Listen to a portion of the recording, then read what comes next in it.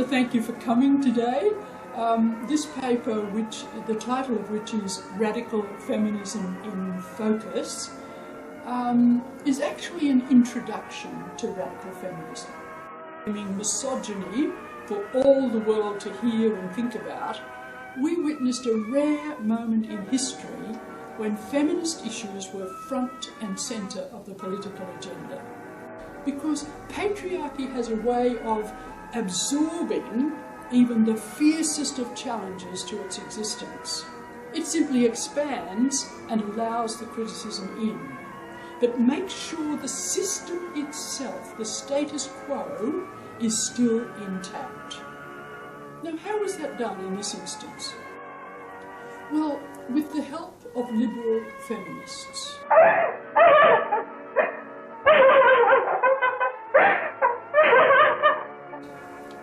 And I'm not criticising them here, they made the most of the moment and did a good job. What I'm saying is that patriarchy allowed liberal feminist issues to become the focus in the wake of the accusation of misogyny, but once again ignored radical feminist issues.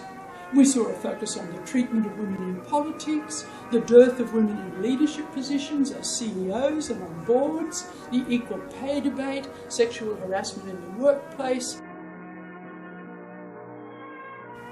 What we didn't hear is any mention of the misogyny that characterises pornography and prostitution.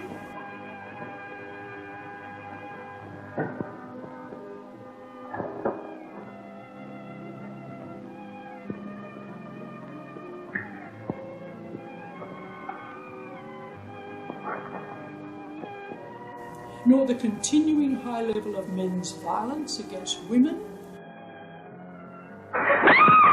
nor the ongoing and totally unacceptable levels of rape,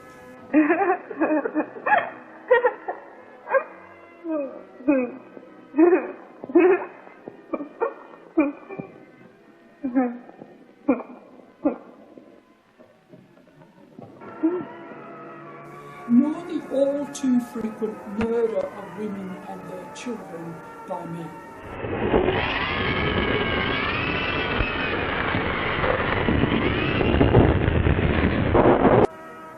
And what radical feminists know is that until society is prepared to look at the serious imbalance of power demonstrated in those kinds of practices, the misogyny, the abuse, the subordination of women by men, until patriarchy is challenged at its root, nothing will change in real terms. Have a potato. Thank you, I should love a potato.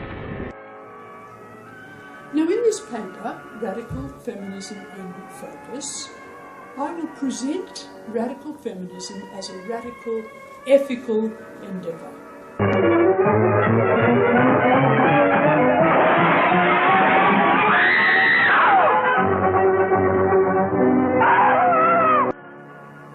First, I'll remind us of some definitions of radical feminism to make sure we're all on the same page, but also because I'm always inspired by feminism as it's defined by radical feminists. Second, I'm going to take a moment to remind us all of the significant differences between liberal and radical feminists. US feminist Leah Keith makes an important point when she says, if we understand the difference, we'll know that we're never going to meet in the middle. We'll never find a compromise that will allow us to meet. And in my view, that's okay as far as it goes. They'll continue, liberal feminists will continue doing their thing, and we'll do ours. But we do need to understand the difference.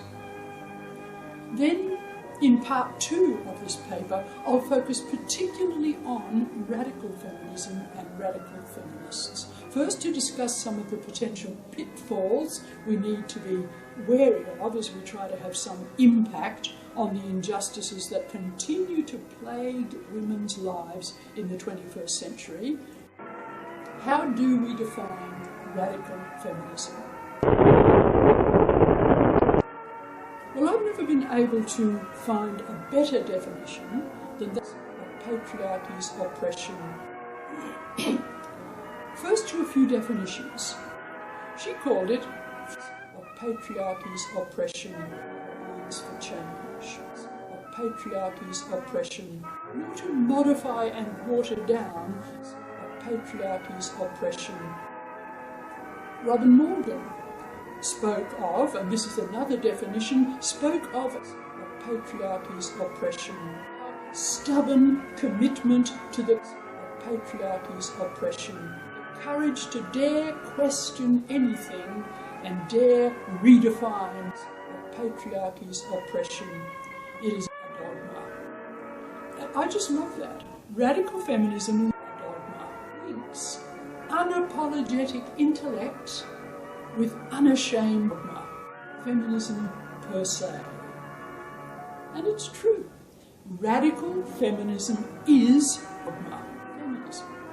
And all other groups claiming the name are modifications of patriarchy's oppression. Notice how he keeps from moving or from getting up and running? He stays down until he is sure the danger is over.